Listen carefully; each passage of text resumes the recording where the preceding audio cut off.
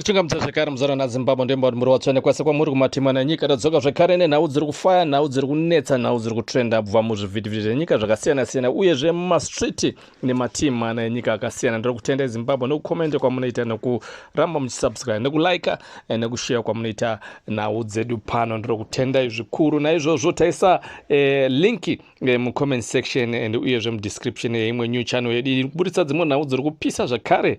Tinoda kuti munge muchisubscribe ikoko. Tinotenda noziva kuti vazhinji masubscribe, asi ndinokurudzira kuti kana kari kekutanga kenyu kuzvinzwa izvende baya linki iro munosubscribe. Ndisikakuwestere nguva Zimbabwe, ndoda kuti ndipinde mukati madzo nhau dzatinadzo muzora nhasi. Apa tiri kuona pane nhau takarangarira kwamutare kwakaitika conference iyi yakaitwa neZANU-PF.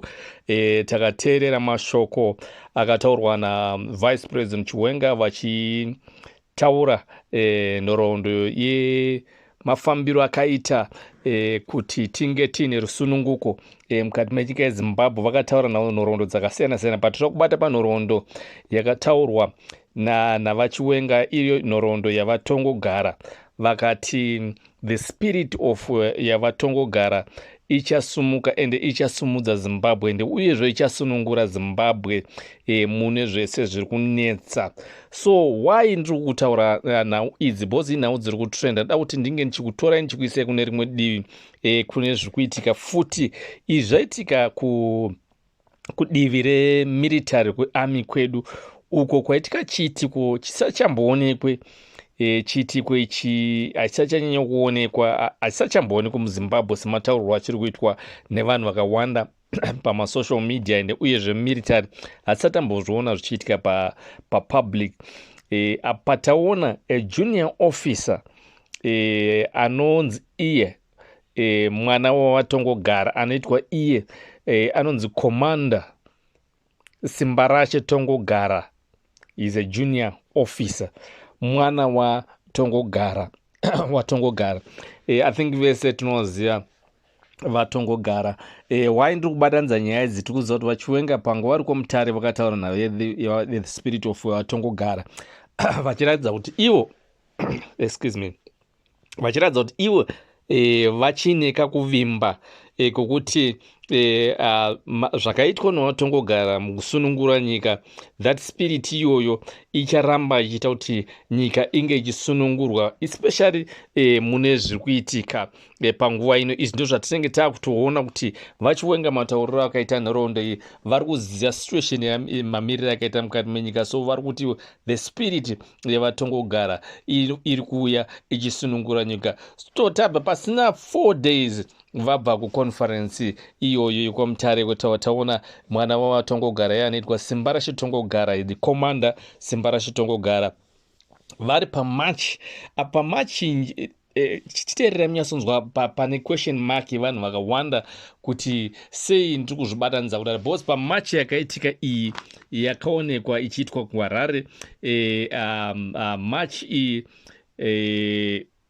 panga pane mwana wavatongogara pamberi. Nyatsoteereresai, ndoda kuti ndinyatsotsanangura zvakanaka. Mwana wavatongogara anga ari pamberi pamachi iyoyi, anga asina there's morning armband.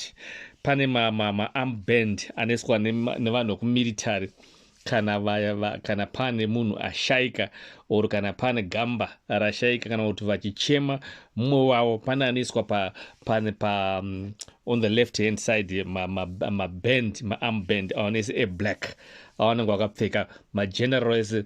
Soka tinonzi mwana uyu weSimbarashe tine mapictures akawanda. Hazvi zvinhu makatarisa even kumasocial media akasiyana-siyana makazvigugura that much munoiona.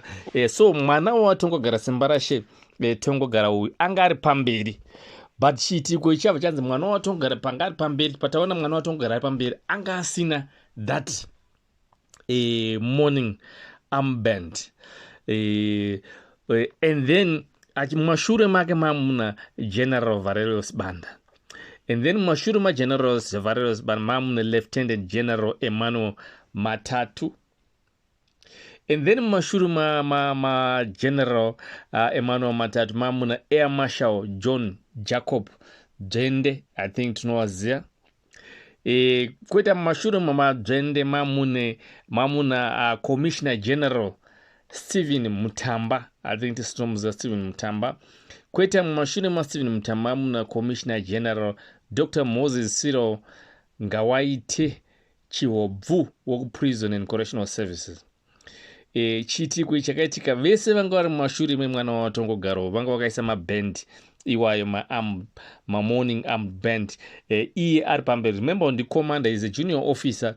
Okay, ane a bit of a rank, but he's a junior officer from all these generals, but ari pamberi. Saka zvainzi chiitiko ichi, this match yakaitika iyi, havasi kuziva kuti this was symbolizing what, and because it was a big match and a big thing. So tichizvitora nezvakazoitika nemashoko akataurwa navachiwenga kwaMutare, and then toona kumilitary kuchiitika chiitiko chakafanana neichi. Zviri kuratidza kuti pane zvimwe zvinhu zvakadzika-dzika zviri kuitika mukati menyika yeZimbabwe zvasiri kuunderstand, especially even nyangwe kuma-security forces. Ndisaka muchiona vaMnangagwa mafungiro ari kuita oro zviganana, mafungiro ari kuita kuti zvinhu zvinogona kuchinja kuti vaMnangagwa vaende muna 2030 vachingochinja bumbiro romutemo vasingaite referendum. That's a way of a shortcut takasitarisa, because kuchinjwa bumbiro romutemo pasina kuitwa referendum hazvigone kuti izvozvo zvisinge zvichiitika. Yes, bumbiro romutemo raigona kuchinjwa in another way, term extension yekuti Mnangagwa anogona not Mnangagwa, a president anogona kugara for 6 or 7 years, term yake isisi yochinjwa kutobva 5 years, but Mnangagwa haakwanisa kunge achibenefita muno kuchinjwa kunenge kwaitwa bumbiro romutemo ndekuti aritori kutoseva this last term yake kudhara. So vanhu vari kutaura vachiti ivo zvese zvoda kuitwa navaMnangagwa pari zvino hazvikwanisike nenyaya yekuti hazvisi pamutemo kuti vanga vachiita izvozvo. Ndekuti tinoziva kuti vanogona kuda kushandisa a shortcut way yekungoti zvinhu zvingoiti, asi hazvibudiri. Ndisaka muri kuona vari kuda kuzama kuda kuavoida that referendum, ndekuti zvavari kuda kuita zvacho chitsotsi. Hakuna parliament haitombotendere izvozvo nevana veZimbabwe vatendere izvozvo, ndekuti hazvipo pamutemo.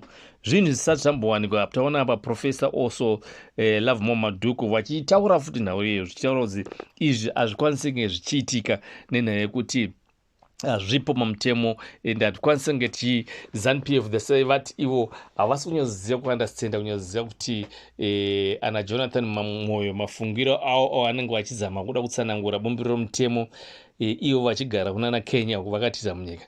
Tine maprofesa akafanana naLovemore Maduku vanenge vati vanotoziva more kutopfuura naJonathan Mwoyo, vanotoziva more regarding the bumbiro romutemo. So ZANU-PF inoenda kunofurirwa naJonathan Mwoyo, ZANU-PF yaMnangagwa, kuti vanga vachinyeperana kuti vanga vanokwanisa kusonanidza bumbiro romutemo zvisiri pamutemo.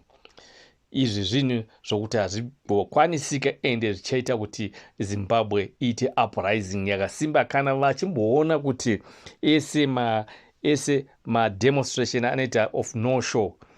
This one is going to be a final push, and the one that will be coming, and because vanhu kunyarara, they know exactly what's happening. It is going to be in each and every Zimbabwean wese achange achapinda murodo achibvisa vanhu avo vatiri kuona vada kubatirira kodzero dzevana veZimbabwe. Ndotenda muZimbabwe, ndoti muonezo rakanaka. Ndichikurudzira kuti murambe muchikomenta, ndikutendai nokukomenta kwamunoita, nokusubscribe, nokushare, nokulike kwamunoita pachannel pano. Ndichikurudzira kuti munge muchienda, tiri kuziva kuti vazhinji havasati vasubscribe to our new channel, munge muchienda ku-description and uyezve no-comment section taisa linki ikoko, munongobaya linki iyomo mamunosubscribe. Ndiri kutendai naizvozvo zvamuchaita muzara naZimbabwe, ndiri kutendai zvikuru. Imwe channel iyo tine tichiburitsa futi nhau dzinenge dzichipisa, dzinenge dzichipenya, dzinenge dzichibuda nemukati menyika yedu yeZimbabwe. Ndotendai Zimbabwe, muonezo rakanaka.